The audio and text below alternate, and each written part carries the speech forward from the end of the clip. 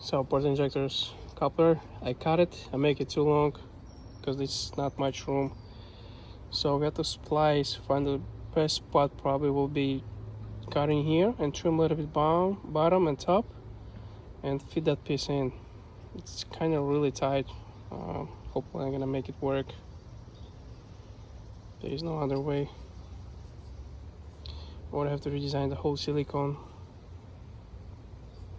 Let's try that. So I got it. First piece, this is the top piece, go in the plastic, and then throttle body. So this is like about will be 10 inches away from the throttle body. So we put in the extra flow fuel this way, so it's gonna be like that.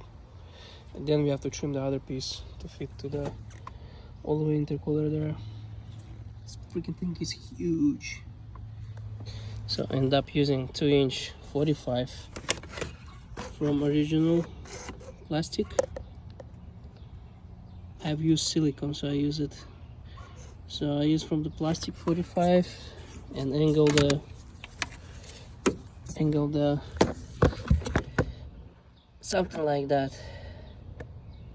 The second piece will be original. I'm just gonna have to short it out a little bit, so I have to cut maybe a little bit in here and short to 90. So you may need it 45 2-inch silicone and 90 2-inch silicone. Better if you have short turn, so you can adjust and cut it whatever pieces you need it. Let's try, I guess. Like I said, I put the 45 in here, right there, and I make it 90 from original piece, and it's gonna be tight, but it will work. Let's put everything together. Remember, flow this way. So this is gonna be in the bottom. So this is the passenger side. Obviously, there is way more room, and we cut it straight piece into it. No issue. That side needs 45 and 90 degrees turn, 2-inch coupler. This one seems like gonna be straightforward. So this side looks way better than the other one. We're just using the original coupler. Perfect.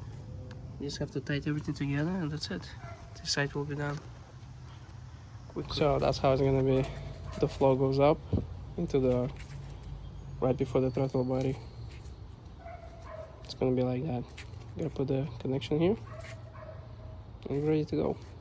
Alright, so that's how this looks. Huge intercooler. I say it got really big intercooler. So we cut it. Use this as a 90. Then we go down there and back to the original spot. Where is the like that? So you have idea how this connected. On the left, we have to run the fuel line, and that's it.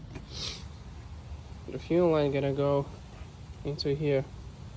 I'm gonna disconnect this. It's 3/8 fittings, quick disconnection. Gotta put my E85 sensor here. Gotta put the T, and I'm gonna feed the first and second bank with the fuel right from here, and that's it. All connections, fuel under the hard stainless steel line. I feel way more comfortable and safe with this than regular braided lights. Braided lines. That's what I'm using for the last couple years. It's the best. Never had any leaks or issues. 100% way easy work, less tool requirement, and less chance to get the leaks or cracks. Something else, especially with the heat in the engine bay. This is the best. So that's how I run the fuel.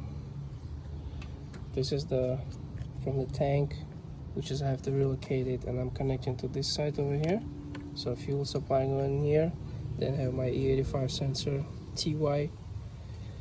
This one going back to the more original spot, the engine supply.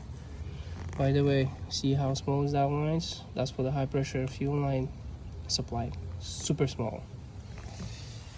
So then we supplied to the bank 1 fuel, and this is going to the bank 2 all the way down. It's already connected. All stainless steel lines, make sure nothing is touching. All secure, tight. Check for the oil and fuel leaks. Yeah, looks good to me. Alright, so port injectors almost installed. Stainless steel fuel line to the bank 2. Put the TY in here. The other side going to the bank 1. E85 sensor, TY. Fit this guy, and I'm waiting for one more fitting to reconnect the original line into here, and then from here to the original supply high pressure pumps. So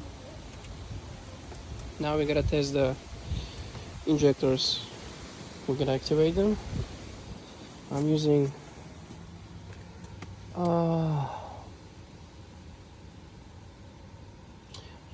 Frosty Bite controller. It can be used both for the methanol and injectors, fuel injectors. So what we're doing here now, I'm command 40% flow of the fuel injector at vacuum and 0 RPM, so that way we can test it, and it should freely works. Let's go check. You should hear it. Okay. This is the bank 2. And this is the bank 1. All works. We're ready to go. I set the base map for the fuel. Okay, let's turn off. Put the 0. So connect my fuel line. So this is the original line I just connected from here. And I connect to 90. Supply to the E85 sensor, then I put a T. One side going back to the engine originally, and the other side is going to my port injectors. I got the TY in here. One side go to the bank 2, and this one is going to be bank 1. Okay, fuel is connected. Let's go check, make a look, see how we getting the fuel gain.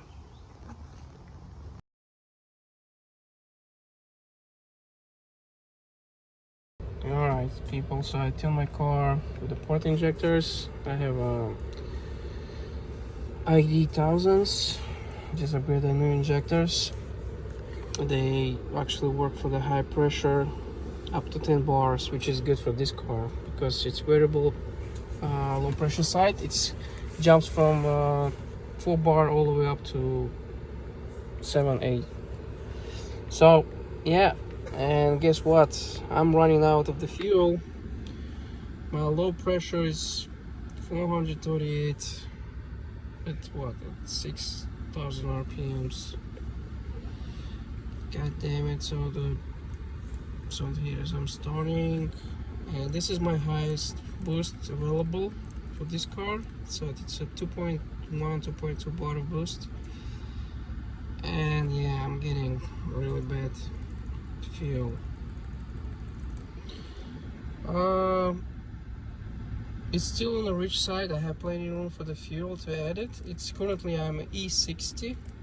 I stop at E60. My injector time is maxed out too, because when I'm trying to add more fuel, the port injectors, my fuel drops, low pressure drops really bad. So yeah, at this point you see it 400. So at this point I gotta roll back my other mop, which is it's like 2 bar spike and 1.8 bar by the red line. But this is my highest mop, which is holds 2 bar all the way to the red line. It spikes 2.2, Like I said, this is 2020 Audi S8. Everything is still original. Cats, exhaust, just the air filter better. That's it. Just Canon air filter and whole stock. Full weight car. Yeah, I tapped out the low pressure fuel pump, so I guess I have to do upgrade of that to push the car forward. So it's E60 currently. I'm gonna load up my medium one, which is 2 bar 1.8 bar at redline, and it should be enough for the stock pump. Yeah, that's the limit of the original pump, I guess. That sucks. Like I said, I have 2 injectors, each injector on each bank. It's ID 1000 Dynamics injectors, I think, called, right? ID, yeah, injectors dynamic, 1000 cc on each bank. So yeah, I guess that's how it should run. So I get this pull, it's 3rd gear and 4th gear and a little bit of 5th. So by the 5th gear I shift. EGTs is still good, around 800. The fuel is on the rich side, the low pressure 100. Injector time is fine. Lambda is looking great to me.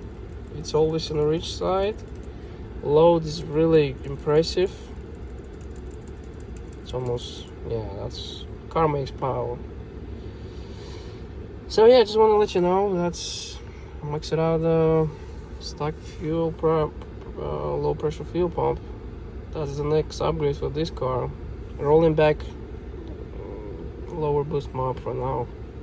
Peace. So this is my port injector table. Bank 1, bank 2.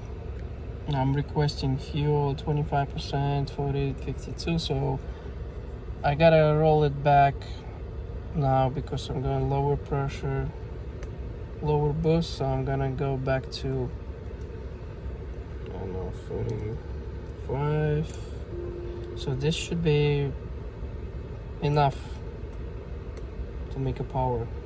Now lower down 42. It's crazy. Can't believe I maxed it out. That's crazy.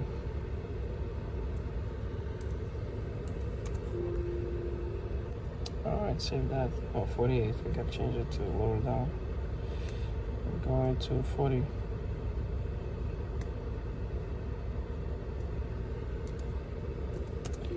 Because it's less boost. We don't need much fuel now. Alright. 30, 60.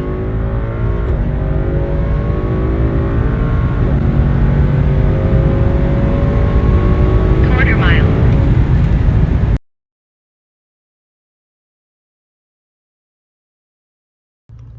So this is gonna be final video of this topic about the port injectors. As I said, I'm using the Torque Byte controller, which can be used for the both methanol and port injectors. I have 2 injectors, bank 1, bank 2 on ID 1000s. Currently we're running E55, E60 without any issues. I can do full 85 because my low pressure fuel pump in this car is dropping the pressure, so that means I have to add another fuel pump in the gas tank to move forward. But usually when you have E55, E60, this is kind of, you know, already you can get all the power of it, of the E85 fuel, because E70, E80 doesn't make any big difference. So E60, E50 already should give you good gain of the power. Like this car got really good gain of the power with the summer weather. She runs constantly 1.6, 1.5, 129, which is, like I said before, this is the only stage 1 custom flash with the port injector. Stuck the exhaust, stuck downpipe with the cats on it. Everything is stuck. And there's the port injectors. Yeah, full weight, and freaking think it's heavy. It's same as weight as the SQ7. It's about 5300. Yeah, something like that. 300 pounds plus me. Love this car, super comfortable. not noisy. It's 22 inch wheels, 315 tires, really big damn tires. And rest of the stock is stock. Just the K&N filter added, and that's it. Nothing else.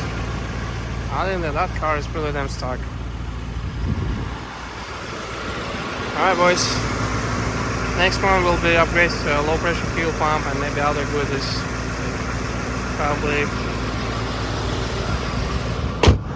Probably we gotta go with the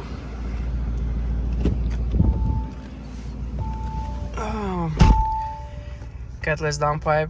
Actually not catless, I'm probably gonna do my custom downpipes with the cats on it, with the high performance cats. Genesis, I think its name, generation 2nd. It's 400 cells, so they should stand high temp and high boost. So I'm gonna do those downpipes with a 3-inch size. We gotta add the second fuel pump and we gotta test it again. Hopefully she's gonna run 10.2 or something like that.